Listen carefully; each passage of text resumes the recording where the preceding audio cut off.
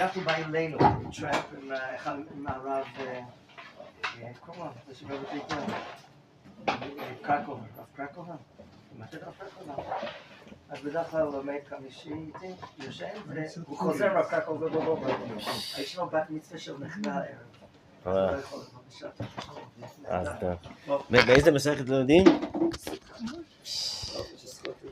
וואי.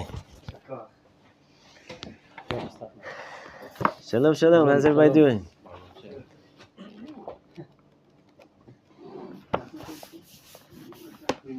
Thank you. Okay. Okay, gentlemen. You know, when you're learning Torah Devorah, it kind of feels like you need when you walk into the ocean, to the depths, you know, you never just start in the deep. You know, you have to go shallow. But here it feels like we, you know, just kind of have to get our floats on and jump in the deep end. Shalom. Okay. So we're continuing in Perek Bet in the second chapter of Torah Devorah, and we are talking, as you guys recall, probably, we're talking about the different parts of the face and the head, and different, you know, not specifically, not only just for those parts of the body, but how to behave, how to conduct ourselves in a way of keter, of loving kindness and compassion. And last week we talked about the eyes, and we talked about the eyes and the nose, right? Yeah. There's one thing about the eyes, now that I'm remembering, I mentioned that I wanted to speak about, and I don't think I spoke about. So before we start, today we're going to start the seventh, which is the face. Not just one part of the face, but the entire face. And one thing about eyes. You guys have heard about Ayin Hara, right? And Ayin Tova. The good eye and the bad eye, right? So most of us think that there's talking about my mentality, right? How I'm looking at a person in my mind's eye, right? So if that's the case, so why did Chazal call it the eye? Specific to the eye. So we in the deeper parts of our Torah, there's an explanation that science has not yet caught up to, right? Science, how does the eye work? The eye is a receiving kli, right? The eye perceives, right, through light, through the vehicle of light. Images go into our eye and then goes into our mind, our brain, and that's how we perceive things, etc., right? But our eye doesn't project anything, right? What goes in? So we also, in the Torah, we don't not believe that. We of course believe that, but spiritually, we have our sources say that the eye also has a certain type of energy, and whatever mentality you're approaching other people with, right? That it goes. And not only can you affect people. If you guys remember way back, even before we started Torah Devorah, if anybody was here that long ago, we learned a piece in Likutei Moharan from Rabbi Nachman, and Reish Pei Bet, the 82nd Torah, and the first part of Likutei Moharan, that he talks about the way that you judge a person in your mind actually affects them spiritually, right? You affect a person by the way you think about them, whether you see them or not. But then there's an added level when you're actually looking at a person, how you look at a person, right? The energy, right, is spiritual. It's not something that so far, in the world of science has thought about or measured or found a way to measure. I don't know if it's possible to measure. It might just be fully spiritual, but there's an energy that comes out of the eye towards what we're looking at, depending on how we're thinking about them. To the extent that Chazal spoke about this concept of an Ayin Hara, right? An Ayin Hara is that if a person is looking at one with jealousy or with hatred or with all other kinds of negative things, it can actually negatively affect the person, right? When they look at them, right? And so the truth is, today we're not so concerned about Ayin Hara, right? The Ben Ish Chai already told us about 120 years ago that we don't have to be so worried about these things anymore, right? There's like a lot of like kind of spiritual negative forces and stuff we're not so worried about anymore, because there's been such a Yiridat Dorot, there's been such a lowering of the spiritual level of the generation that it's lowered on all parts. right? Zeh leumat zeh. If it's lowered on the good aspects, it's also lowered on the bad aspects. So we don't have to be worried about that, and like demons and things like that, which are written about in the Gemara. Things that once we were concerned with, today we don't pay so much attention. But it's important for us to understand how it works, right? That this concept of ayin hara can actually affect a person's life by the way that another person is looking at them, right? So too, lahavdil, on a good sense, when you're looking at a person, and that's why I felt like it's important to discuss this. We left it behind from last week. We were talking about the eyes, the way that we look at a person, the way that not even judging them, because judgment is already the next level, right? But just how do you go about your day? How do you look at people, right? What are you looking for, right? What are you scavenging for, right? What are you open and receptive to, right? So all that is important because you can affect people and you bring down compassion in that way. Amen. So anyway, that was one thing that I did want to share. So now we're going to go into Hashvi'it, the seventh part of the face, which we can express Keter, and that's Panav, his face, the countenance of your face, right? You have the different, we have the different parts. We've spoken about the ears, we've spoken about the forehead, we've spoken about the head, we've spoken about the eyes and the nose, right? And now, before we go down to the mouth, which is the ultimate expression of a person, is your face, the countenance of your face, right? So he says, "Panav tiena meirot tamid." Your face should be shining always. Who would like to volunteer to teach us how to make your face shine? Put on lotion in the morning. Oh shit. No, it says the Gemara says, or not the Gemara. Rav Cook explains that the reason light comes down onto a person is because they're filled with doubt, and that like someone in a cave, Hashem makes sure that they have light where they're going. If they're completely in darkness, then Hashem will give them illumination. But someone like Shimon Bar Yochai, who always his job was removing doubt, because that he was like a being of completely removing doubt. So he maybe didn't shine, maybe.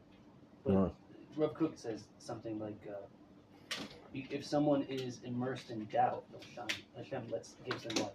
The first person Hashem illuminates is the person that's in the doubt. Right, illuminates. You're saying Dafka the face? Maybe. Okay, interesting. Just an idea. Interesting. Yeah. I was learning Rav Cook and said something. Right, very interesting idea. Very interesting idea. So we have a pasuk that says, does anybody have an idea how to make your face shine? Well, you do it so naturally. Maybe you could tell us how to. How do you make your face shine? They say like your face is like a menorah. Menorah shines, and the fire is in the heart. Your fire for Torah, for the how you call it, the zealousness. Right. I think that is one way to shine, make it shine in a positive way. So that's a very interesting point. That and the deepest farm talk about the seven candles of the menorah, which are your face, your two eyes, your two ears, your two nostrils, and your mouth. It's the seven candles of right. So, but here the Ramak is teaching us that you have those, and those all shine with the light of Keter in one way. But then there's something, your whole face shines. Your whole face shines, right? So there is a pasuk that says, Shlomo Melech says, "Chochmat Adam ta'ir panav." The wisdom of a person makes his face shine. Right? Rabbi Nachman has a deep Torah about that. But in general, when you see a person with wisdom, right, and their face shines, right? So it's like what happened to Moshe. Moshe Rabbeinu was like the ultimate level of a shining face, right? Right. So that's a kind of a shine that, like it says, the Ribono Shel Olam gave him that shine, right? So we don't really have control over if we could receive that level of shine. Although, Bezat Hashem, we're working on it. We'll get to that level also. You guys know the Rambam says, by the way, in I think the fourth parak of Hilchot Tshuva, he says that every single person can reach the level of Moshe Rabbeinu, of his level of being a tzaddik. You can't reach his level of being a prophet, because he had a prophecy that even Mashiach is not going to have the same level of prophecy of Moshe Rabbeinu. It's a one-time thing in order to bring the Torah down. But his level of being a tzaddik, his tzidkus, Every single person can reach that level. And not only that, you have to aspire to that. Right? It's very, very empowering and chazak in the Hilchos Tshuva over there. Just in general, by the way, you guys should just write a note to yourself. The 4th and 5th chapters of Hilchot Tshuva and Rambam, very kedai to learn it. Very, very, very kedai to learn it. Very, very, very mechazik. Okay, but so that's a kind of level of shining a face that we that can only come as a gift. But here, if the Ramak is teaching us, everything in this book is teaching us how we should conduct ourselves, meaning it is within your ability to do so. So how do you make your face shine? So he says, your face should always shine. Vikabel kol adam b'sever panim yafot.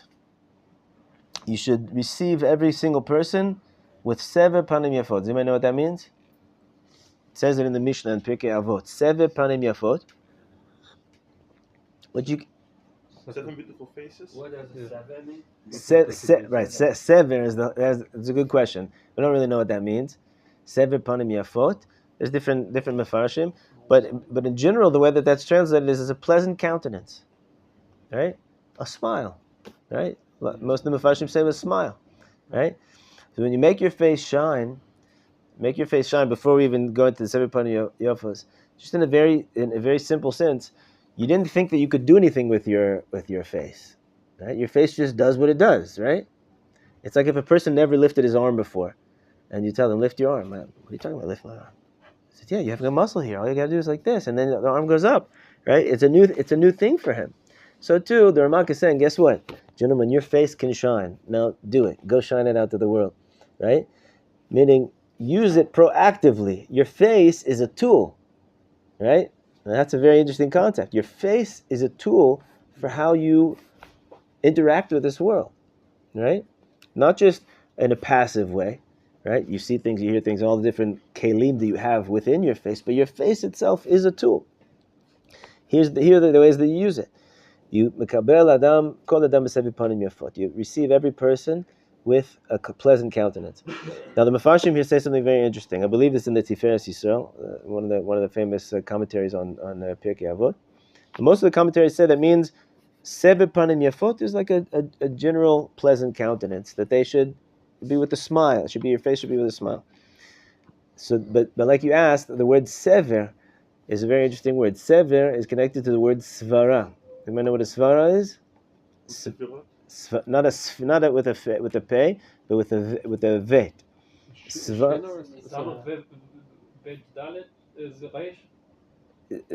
hold?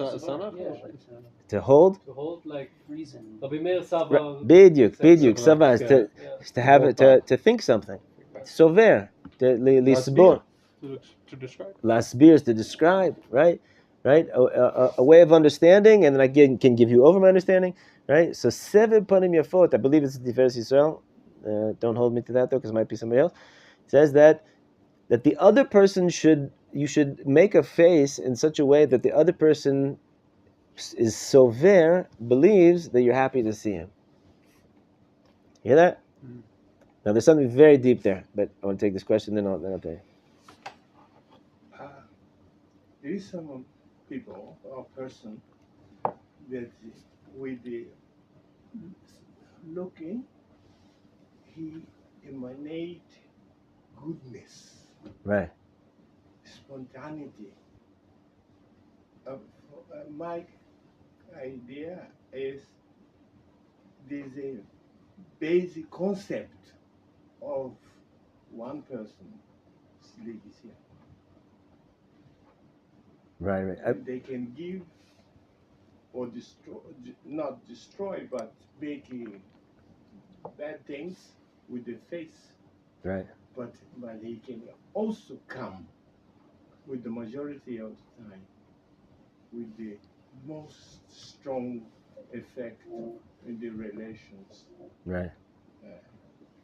With the friends, wife, and your kids. Right. Beautiful. Yeah. So listen to this. There's another Mishnah. There's two Mishnayos in Pirkei Avot. One says, "Havei mekabel et kol adam b'sever panim yafot." Every person that you greet them with a pleasant countenance. Sever panim yafot. Like we said, one commentary says that they should be convinced that you're happy to see them. You should make a facial expression that this expresses to them that you're happy to see them. And then you have another Mishnah that says, "Havei mekabel et kol adam b'simcha." You should receive every person with joy. So what's the difference? What's the difference? One is with joy is you genuinely feel joy. You see another person, it's a wonderful thing. Has anybody here ever been stuck on a desert island for 20 years? Right? Can you imagine what it would feel like the next person after 20 years of not seeing another human being? You see a person, right? Like I remember a funny story. I remember once when I was living in Austin, Texas, and I was a young Baal Tshuva, and there wasn't so many Jews there. I mean, there were, but not so many Orthodox Jews. Never had a minyan, barely on Shabbos, and I took a trip up to New York to go visit my brother, and I was in the airport, and I saw another from Yid. I saw a Yid there with a kippah, a little bit of beard, and I saw him in the airport. I told you guys the story. I told you this. Oh, okay. It's still good. It's still good. They're new students. Yeah, I'll forget it. That's a story I don't usually tell. I usually know what the stories I repeat. I just saw him. I said, "Hey, look, 2 Yidden," and he was like, "What, do I know you?" Right? So the point is to see another person. If you're fully healthy, totally, there's nothing bothering you. You're just totally in touch with your soul and the reality. It brings joy to see another person. Their natural response is simcha, especially right another fellow Jew. You see him, brings joy. But what if you don't feel joy? Right? Ideally, the Mishnah says you should feel joy. Every single person. Wow, so happy to see you. They say about Rav Shlomo Karlebach that at the end of davening, everybody would come and say good Shabbos to him, and he'd say, "Oh, Yanki, my best friend, I love you so much." And then Shmuel, my best friend, I love you so. Right? Each one is a best friend. How can it be the best friend?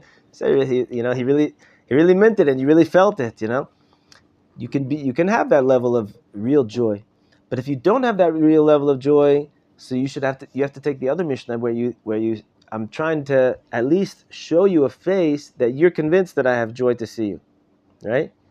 So that kind of seems a little bit, I don't know, something distasteful about that on a certain level, right?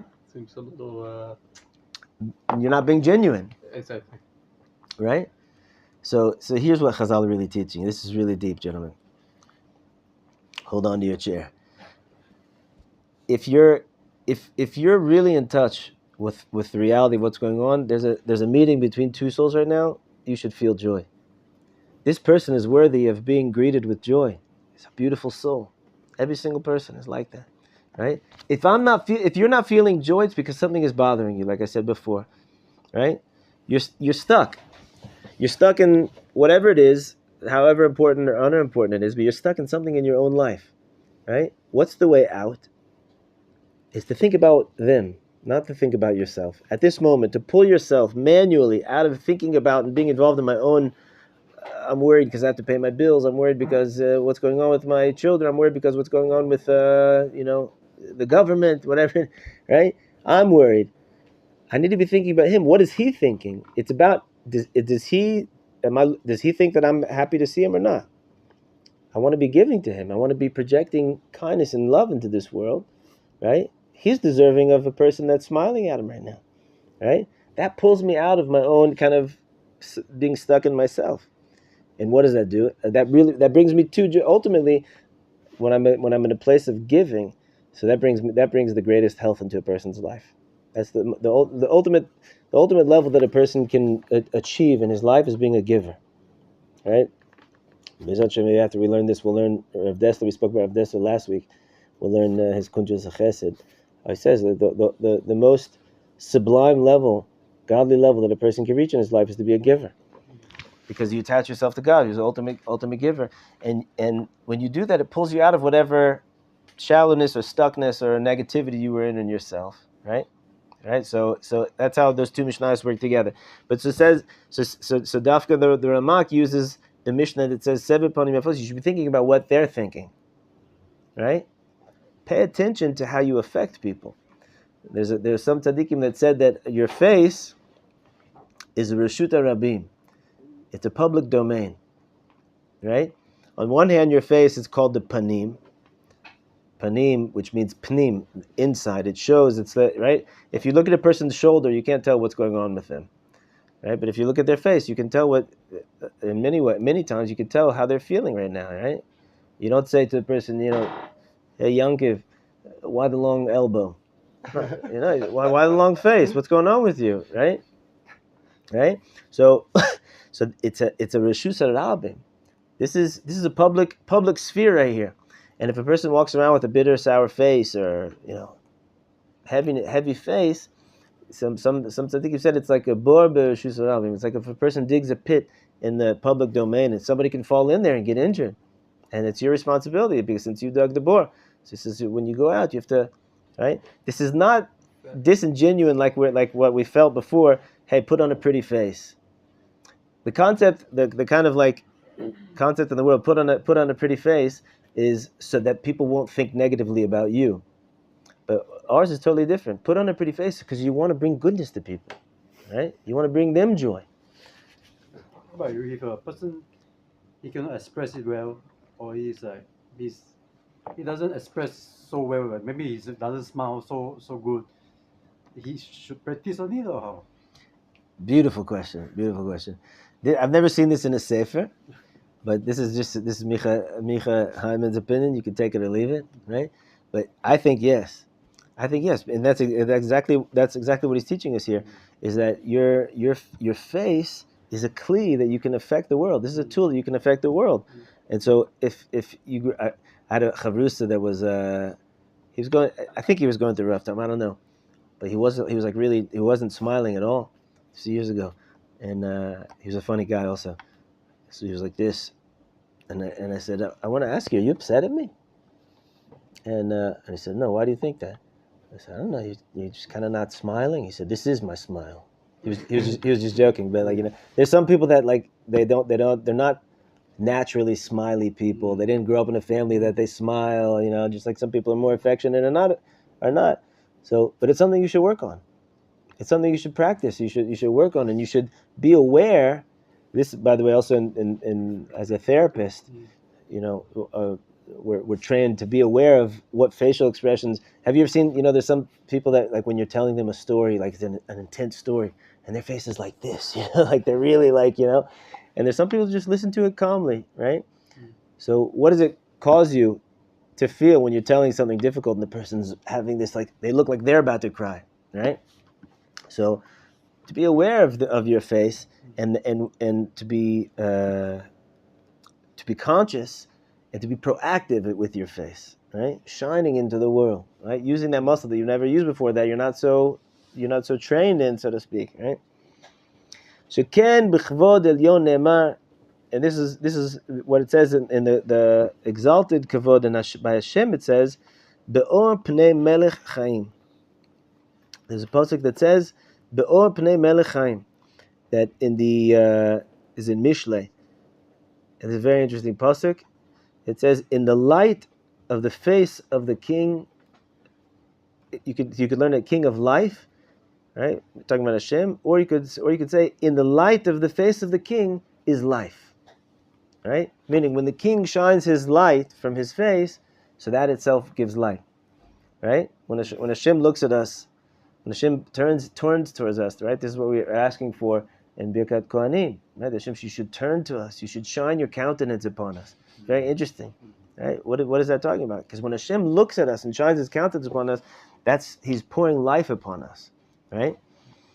So what does that have to do with us? How am I supposed to do that? I'm not Hashem, right? So the answer is, when you are emulating the midos of Hashem, you are bringing that into the world. Right? You bring that godliness into the world. There's some people, dafka, through your smile, through your shining face, you can help them believe in themselves. You can help them understand that, bring them to a place that they can know that Hashem loves them. Right? They feel that there's a when two neshamas are together trying to bring goodness into the world, there's a revelation of God in that moment. Right? There's something that's so special about receiving love from another human being. It's not just because of something physical in this world. It's spiritual, right? You pour godly love through. You become a channel for God's love in this world when you do that. Raf, let me ask a question. Let me say like you walk on the street and some person's asking you the time. And you say, hey, it's this time. Is it also part of this connection? Absolutely. It's very simple, but Right. In Israel, Baruch Hashem, there's a lot of Israelis that they use loving language. "Ken, achi, for sure, my brother. It's 12 o'clock." Right? So, and there's some people that are walking down the street and they're making a face that says stay away. And then there's some people that walk that when you see a person smiling. That I come from Texas, so in Texas a lot of people smile at each other, but when you see somebody who's just walking, they're receptive, they're open, they're smiling, you feel good. I mean, you want to get close. It brings you up, right? also another question was what did I think about this? Someone told me one time everyone in your life you have a connection with everyone you see, even if you walk on the street and you don't know the person, he passed by, it's because you have connection. Hashem have to make connection with you and that person, just for that simple second, just Right. for seeing him. Because otherwise, you didn't have to see that person, and that can be also a fully crowded street, much people in the street. Do you think that's true? Absolutely. We don't have to go crazy with it, but absolutely. Meaning, we believe. When I say we, I mean the Baal Shem Tov taught that the tiniest little thing that happens in your life is ba'ashkachat Hashem, and not meaning it's not just that Hashem decided it should be like this, but that there's a reason behind it, and that there's something to be done in every minute. So that doesn't mean I need to. If I'm walking to work, I have to stop each person. No, you don't have to stop, but maybe Right. not really, because maybe you smile and the person see you, and that maybe that little spark in 1 second. Right. We never know, but Yeah, for because sure. I believe what you say, the power of the illuminating of your face. So I think you can do tremendous things without knowing. But Absolutely, and a lot of times things also when you're going through kindness in the world, so then you collect all kinds of mitzvahs and all kinds of abilities to help people.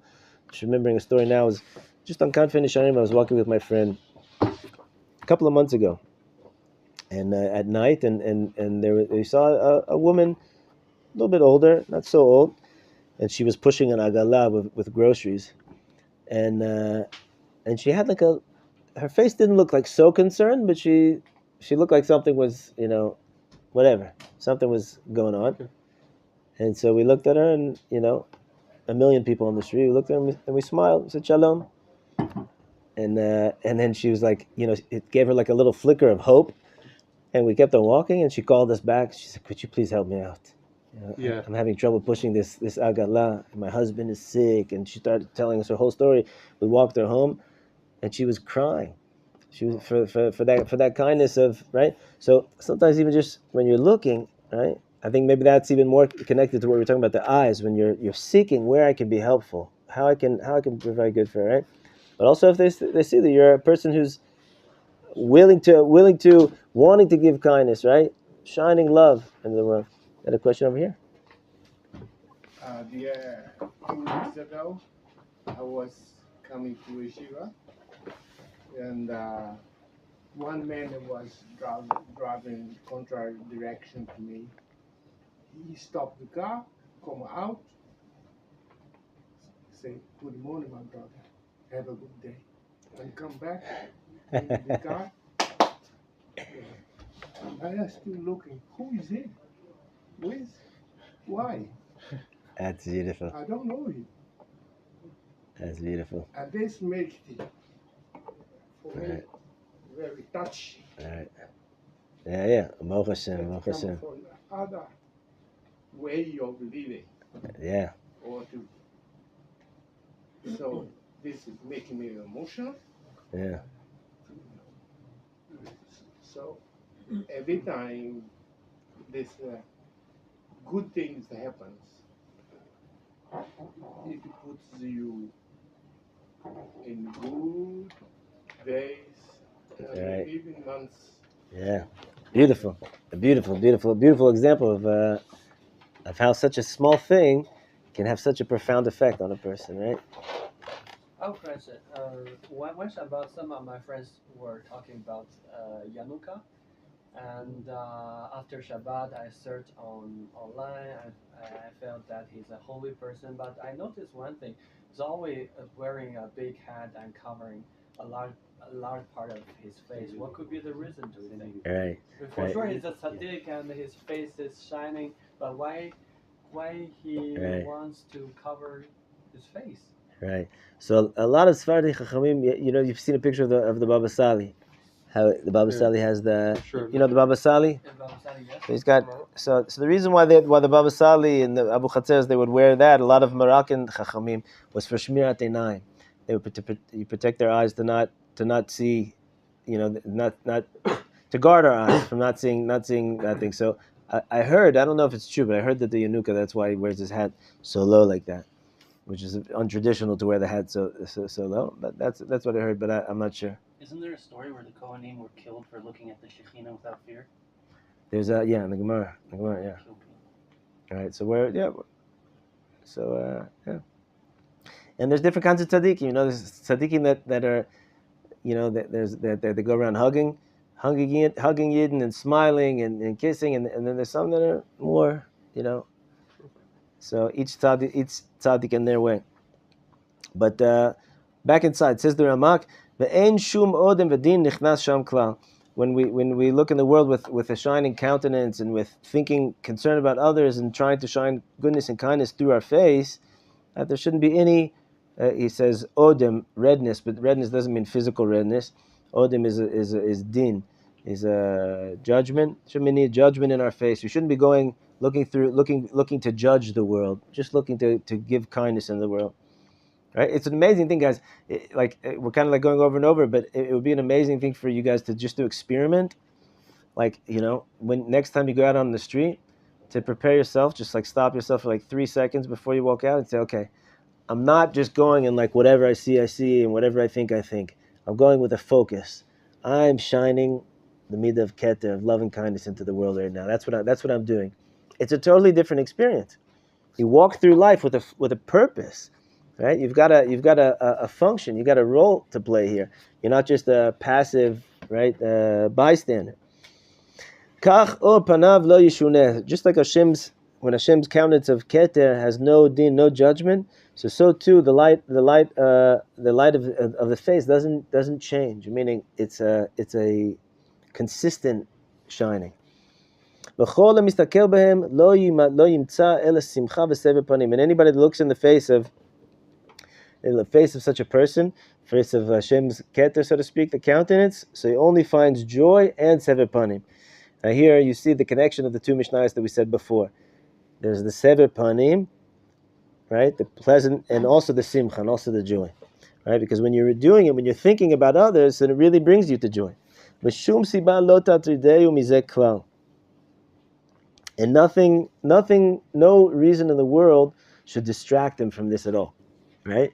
And that's a very big point right there, is that when we walk through our interactions in life as just a kind of a bystander, right, with a passive, right, whatever happens, happens. I don't really have so much control over it, right? Whatever the guy's going to say to me, he's going to say it to me, right?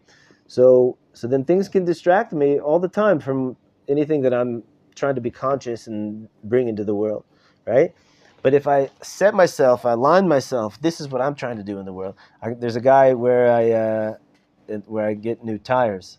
It's a family business, a pancheria, where they fix flat tires and stuff. Right. And one of the guys, I don't know, he's 28, 29, is a sweet guy, no kippah, a traditional, you know, beautiful Israeli Sephardi Yid, and you go in there, the guy is just like beaming with like joy of life, and he makes jokes every time. He's got like 20 jokes for you, right? And he tricks you, and he makes you think, he gets you worried, and then he'd make it, right?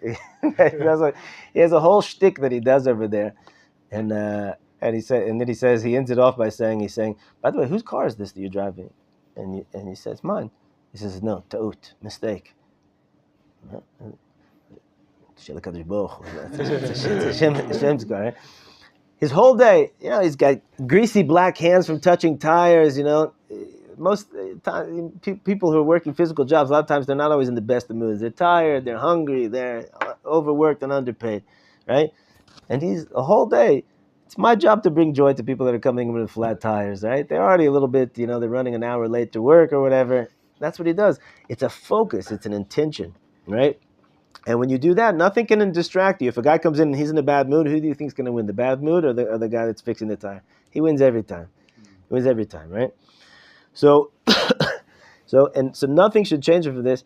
And like I actually have written here, answer to what you're saying, that it should be your intention by the time you guys get to be my age and a little bit older, that the lines on your face should be lines that even when you're not smiling, it looks like you're smiling, right? In other words, that should be your goal. Your goal should be that when people see me in the world, not that so they should think, oh, he's such a happy guy. It has nothing to do with me. I want the world to be a place where people are feeling loved. I want to bring that into the world, right? A little extra smile is not gonna hurt. Okay, gentlemen, that was Shvi'it. We still have time. We're going to do Shminit. Now, Shminit goes down to the Peh, and this is the last one. And the last part of the face that we're going to talk about in the Ramak. Which chapter is it? Chapter 2. Yeah. Chapter 2, and this paragraph starts with Hashminit. Chapter 3? No. Chapter 2. It's still in the middle of chapter 2, and each one, there's like Rishon, Sheni, Shlishit. Now we're on the Shminit, the eighth part of the face. And the reason why the mouth is the last one is because the mouth is connected to. You guys remember we went through the 10 sfirot and how the different parts of the face are connected to the 10 sfirot. So the mouth is always connected to the last midah called malchut, malchut peh, right? Malchut, because malchut which means kingdom or kingship, but what it means experientially is expression, right? That's where things are fully expressed, right? Like a male and a female, the woman is always the malchut. Another matter of fact, the code word for malchut is nukva, is feminine, right? Because women tend to be able to express themselves better than men, right? In general, it's not always true, but it's considered a feminine. Don't think that means negative. A feminine attribute to be able to express yourself with your mouth is a beautiful thing, right? And when a person is able to give over beautiful ideas, right, and to encapsulate deep concepts, but in a way that they can package it in a way that you can understand it and it can mean something for you, so that's a tremendous gift. That's a tremendous hatzlacha, right? So malchut peh is the final expression. So the ultimate expression, right? A person can do all that we said above, right? Shining eyes, ears that are just listening, right? Filtering out the bad and just listening for the good, and concerned and listening for where they could be helpful. A metzach of ratzon, of trying, of wanting to good. A shining countenance, right? Nose that's always calm and energized with patience, right? Not with anger, but it's still kind of, there's still a certain kind of distance, right? Until you open your mouth and you actually have a discussion with a person, right? There's still a certain level of distance. As much as they can be providing, there are big tzaddikim that can, even without a word, can do a lot to you or for you, right? And on the opposite, right? I joke with my wife sometimes if she's like stressed out, so I'll tell her, could you please think more quietly? She's not saying a word, but like the house is like filled with what she's what she's concerned about, right? So, but when you say it, so it becomes much more, right? There's a much deeper, much more visceral revelation. Okay, so let's jump in. Enough of Micha. Now let's go to Ramak. Shmini, piv lo yitzi ela tova. Golden rule: only good things should come out of your mouth. Gentlemen, what a beautiful world it would be, right? What a beautiful world. No insults, no judgment, no lashon hara, no stam talk that's dvarim b'telim, something that has no benefit. Just good things come out of your mouth, right? Ugzerat amarav Torah v'hafakat ratzon tov tamim. And the gzer, it's very interesting language he uses here. The gzerat amarav, you could say that the cutting of his words, or you could say that the decree of his words, that it should be just Torah, just divrei Torah, or hafakat ratzon tov tamid, or just to fulfill good things for people always. That's what his speech is about, right? Here, Rav Shamber brings a famous Gemara that Rabbi Shimon says that he wishes that Rabbi Shimon Bar Yochai says he wishes that Hashem would have created us with two mouths, one that was just for Torah, and the other one we could use for we could use for eating and for talking about technical things, But the one for Torah, how could we use that same mouth, which is saying words, such holy, godly words of Torah, right? Hashem's revelation in this world, and to use that same one to talk about, like I need to go to the grocery store to buy shampoo, right? How could those two be in the same mouth? But then he says, but his conclusion is, but even you see, if we even with one mouth we have a hard time keeping it clean. So if we had two mouths, kol sheken, we would have even a harder time. The point is that my mouth, just like we said, my remember you guys remember we brought from the Nefesh HaChaim of Chaim Volozhin that the mind is like the holy of holies of a person. But we think it's not just we can't just allow thoughts to whatever thoughts our mind wants to think those and to go with them and to allow ourselves to go deeper into those thoughts. Just like our eyes are not a public domain that whatever is there, right? So our mouth also has a function. It's to be used in a certain way. And not everything that you can do with your mouth should you do with your mouth, right? And if you want there to be keter in the world, you want there to be loving kindness in the world. So we have to make it that I try as much as I can to sharpen up my speech, that I limit my speech. I use my speech for Torah and for bringing about good for people in this world. Bringing about good, right? And if I find my speech is going into other ways, I should try to stop myself, right? Just like if somebody else is speaking like that we learned about our ears, I should try to filter that out, right? Practically, would texting be considered an extension of speech? Even though you're not saying anything, you're still sending a message. Right. It's a very good question. I don't think I can answer it. I think one of my kids asked me, the Rebbe Rayatz, the previous Rebbe of Chabad, was yesterday. He writes that when a person comes into this world, I don't want this to scare you guys, but and my kids, like I told them this, and they were like, don't tell us things like that, but it's scary. But he says when you come in this world, it's already said when a person comes into this world, how many words he's going to be able to say in his life. How many words? You get to choose which words they are. You could have it could be all divrei Torah, it could be all words about what's the coalition going to look like in the new government, right? It's your choice, but the amount is set, right? So then they said, does that also count on Does writing also count, right? I don't know, because on one hand, writing is an expression, right? But on the other hand, in Kabbalah and Chasidus, that there's many aspects of speech, not just the actual content and the words that are being said. It's the nigun, right? It's how it's being said, right? You guys know, students of Gemara, right? For those that have started to learn Gemara, that you can read the same sentence in like 20 different ways. Where do you put a question mark at the end or an exclamation at the end? Is it a sentence? We don't know if it's a question or is it, right? And if it's a question, is it a facetious question or is it a rhetorical question? Is it, right? Are we really trying to ask this question? There's a million different ways that you can. I remember my Ulpan teacher lives here in the neighborhood, Rav Gogek, beautiful Yid, and when Americans were struggling with like placing the emphasis on the end of the word as opposed to the beginning of the word in Hebrew, and he said, well, it really depends where you want to put the syllable. That's what it's all about, right? So there's a nigun also about how you talk, right? So, but in general, nothing bad should come out of his mouth. His words should be just words of Torah and to try to bring about good in this world.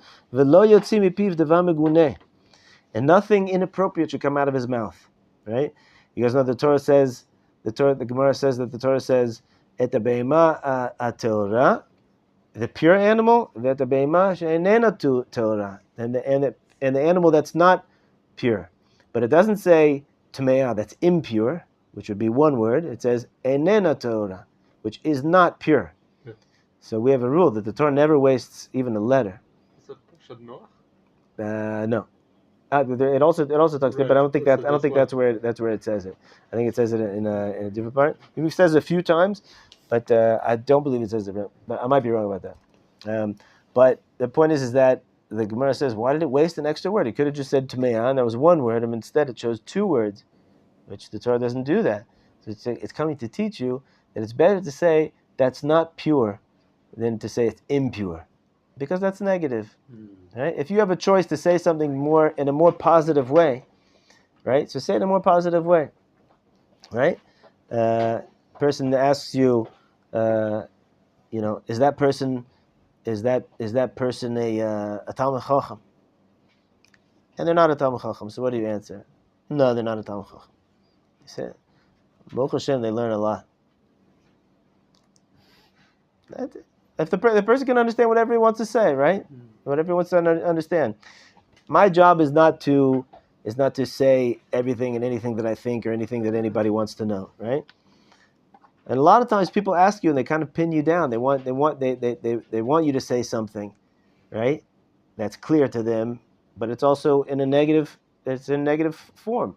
You don't have to give in to that, gentlemen, right? Your job here in this world is to, right? That nothing, not one inappropriate word or negative word should come out of our mouth. Velo klala, and no curses. Velo roges, and not angry speech. V'kas, klal, at all. Velo dvarim b'telim, and also not things that are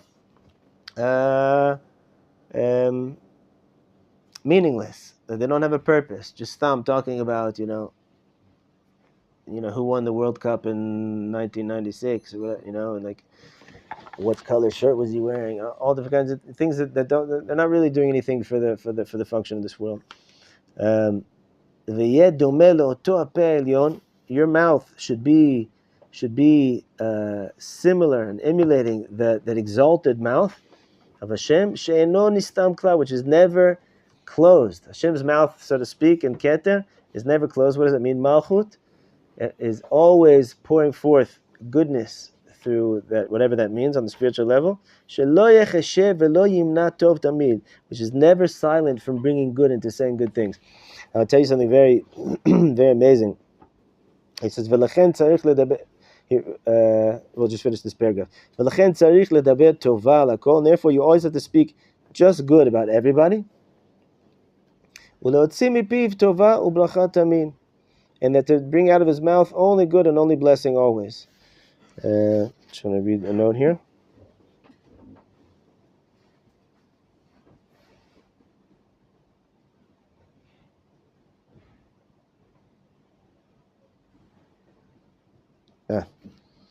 He says, this is the parish of Scheinberg. He says, and there's two benefits from this when you train yourself for your speech to be always positive.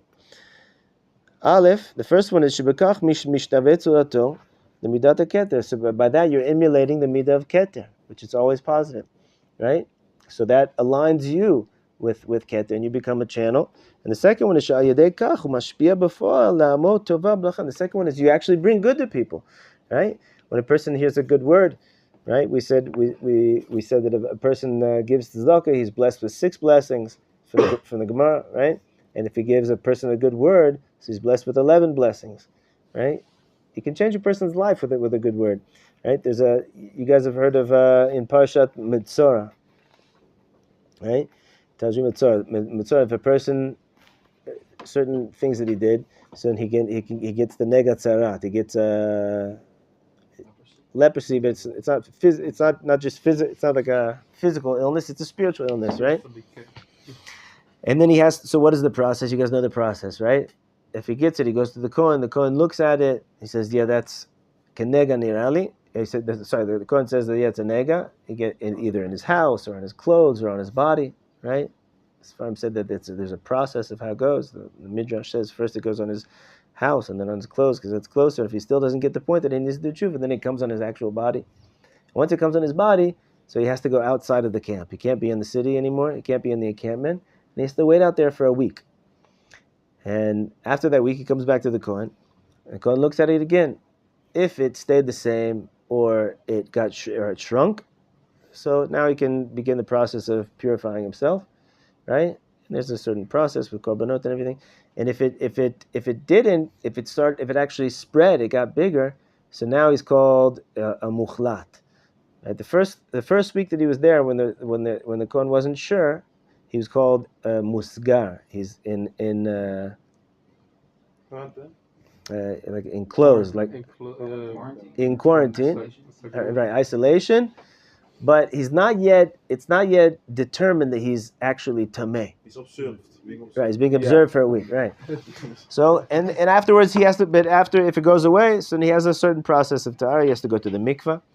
But if the Kohen looks at it and it spreads, and so now he says now he's actually tameh. Now he's impure, and now he has to wait again outside of the camp for another week to see if it'll go away. And he spends that week doing tshuva, and hopefully he does tshuva and it goes away. And then he goes through a bigger process where he has to shave all his hair, and he has to go to the Beit HaMikdash and bring korbanot, and a longer process. So we know the Zohar Kodesh says something amazing. We know why a person would become a Matzor. If he spoke Lashon Hara, or if he stole something. There's a list. The Gemara lists the different sins why a person would become. But the question is, right? The main one is Lashon Hara, right? But the question is if the person had a week of hesger, of isolation, and then it came out that he wasn't impure, what did he do? Why did he have to go through that? Right? Meaning the one that became an actual tameh matzora, it's because he spoke lashon hara, right? He spoke lashon hara. Lashon hara, he had something bad inside of him, and he spoke it out, and now it came out on his body, right? But the one that didn't become impure, it means he didn't speak lashon hara. So what was his sin? What was it? That he had to have a whole week outside of the camp, not to be able to be with his family, not to be able to go to shul, not to be able to go to work, right? So yeah, the opposite. What's the opposite? That he didn't speak something good when he could have. Exactly. He had a good word, right? And he didn't say it.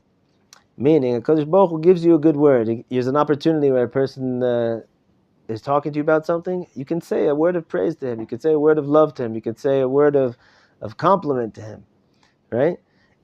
You can't be sparing about that, right? Right? You guys remember the story last week when the Saba from Netanya and Rav Stavsky, that they walked in the park, and he said, right, that what if this man's parents would have given him love, given him goodness, right? So it would have changed his life. It would have changed his life. I've had many people in therapy, and not just in therapy, many students that grew up in houses where the parents didn't give them love, didn't give them hugs, or didn't tell them good things about themselves. It has a profound effect on a person, right? So it's fixable. Baruch Hashem, everything in this world is fixable and healable, right? But you don't know. The reason now we're not talking about for a parent or for children. We're talking about just us in this room right now, and you're going through walking through life, right? As an adult here in Yerushalayim, you can assume, gentlemen, that about 100% of the people that you see on the street, and if not 100%, 99% of them, have some type of something that they're going through in their life, right? And if you have an opportunity to say a good word, don't hesitate. Don't be cheap, right? Don't say, well, the Rebbe Rayat says I only get a certain amount of words in my life, right? This is an opportunity, right? It's an opportunity to get to do it, right? And it's considered like Chazal compared to tzedakah, that he gets 11 blessings. It's even more than tzedakah, right? What tzedakah is written before us. It's a mitzvah in the Torah, right? Kimach achicha, when your brother falls, you have to try to help him out, right? This is helping him out in even a bigger way. And this, you don't have to have money, you don't have to have a pocketbook, right? No matter what situation you are in life, you can always say a good word to somebody. And that's how he is domeh to the Peh Elyon, right? There's a beautiful Sefer by the late Rav Adin Steinsaltz called Simple Words. I don't know if you guys have seen it, but a beautiful book. I read it, 20-something years ago. But all about how he was really teaching from the Lubavitcher Rebbe. The Lubavitcher Rebbe was a master of speech, unbelievable master of speech. You know, there's some people that They just blurt out whatever they're thinking. Sometimes it's good, sometimes not, right? And there's some people that every word is measured. It's intentional, right? So some people do that and they're slow, they process, and then right? But Lubavitcher Rebbe was very fast, but even though it was fast, it was totally measured, right? And very rarely would the Rebbe say something negative, and the only time he would say something negative is when something had to be fixed. Right, and in order to build people up, never, God forbid, to use his mouth as a tool to just express to release his own anger, because that would have been about him. It wasn't about him, right? The speech was about the other person, right? And so if he had to show something, like for instance, even though this is not what I want to say, but you have to hear the story because it's such a great story. The Rebbe, every minute of the Rebbe's day was like measured. Right, and he only slept like 2 hours a night, and he was up all night seeing people. You guys know more stories than I do, probably. But he had a minyan every morning with exactly a minyan of bachrim, yeshiva bachrim, and there was a rav in the yeshiva that he was in charge of bringing the bachrim every day. They would switch out bachrim, right? They would take turns, and that was their big honor that they got to daven shachris with the Rebbe, 7 o'clock every day, and one day one of the bachrim was like running late. So the rule was that if one of the bachrim is running late, so he takes another bachar and that's it. You don't hold up the minyan, right? And it's that bachar's lost. He should have gotten it together. So for whatever reason they were running late and they started the minyan at 7:05. And the Rebbe looked at I forgot his name. He gave him a look, right? And he had the Rebbe's eyes were like crystal blue eyes. He gave him a look and he said, "Oh gosh, what did I do?" Right? 5 minutes, okay. When's the last time you guys were 5 minutes late to Shachis? It happens, nish gefährlich. And so the Rebbe didn't say anything. He just gave him a look. 6 months later, they were coming back. They were coming back from the graveside of the previous Rebbe, and the Rebbe ran into, as he was walking into 770, he ran into that same chassid, and he said, "I want you to know, just today I was finally able to be mashlim those 5 minutes. It took me to find extra minutes in his day to fill what he usually, right? It took him 6 months, right? So why did he tell him that, right? What, did he just want to stick it to him? He already gave him a look. Wasn't it enough? The look was enough, right? Oh, he was teaching him something. And the Rebbe understood, obviously, that anything that he said publicly was public knowledge, right? Unless he was in private, right? I want to teach you how important it is to guard your time, right? I'm your Rebbe, I'm your educator, right? So I have to teach you. But when the Rebbe was speaking to someone who wasn't his chassid, who wasn't coming to him for it, right? So right. So anyway, that book, if you can get your hands on that book, is a great book. Simple Words, how the words that you use, right? And I'll say not only the words that you use, but the nigun that you sing them with, right? So B'ezrat Hashem.